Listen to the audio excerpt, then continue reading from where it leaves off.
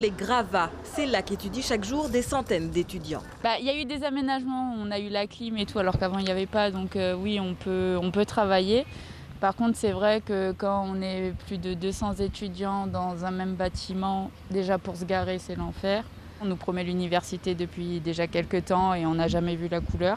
Une promesse de locaux qui fait languir, mais c'est justement le Covid qui chamboule le calendrier. Le contexte du Covid qui a généré un retard de l'implantation des écoles sur le campus Troubéran, on aurait dû ne pas se retrouver là au moment de la phase importante des travaux.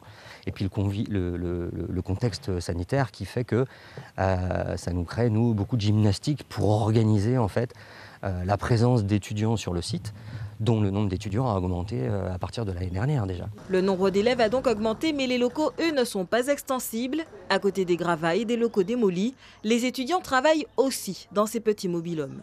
Les salles qui ne sont pas toujours adaptées avec le circulement de l'air, des choses comme ça qui sont pas respectées, c'est compliqué. Les premières et deuxième années, ils sont 120 étudiants dans une salle qui peuvent en comporter 60 ou 80. C'est assez compliqué. En plus, récemment encore, il y avait les travaux, le bruit sonore, la poussière, tout ça. C'était surtout que je suis un peu allergique à la poussière, donc en fait, c'était assez compliqué en soi.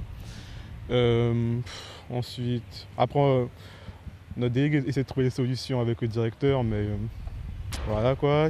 Niveau geste barrière, des fois, les locaux c'est un peu sale des fois quand même. Les poubelles des fois sont pas jetées. Des fois, on revenait, les poubelles n'étaient pas jetées. Il n'y avait pas de savon dans les toilettes. Pour l'instant, pas de date prévue pour une poursuite des cours à l'Université de Guyane. La direction et les étudiants restent donc dans l'attente.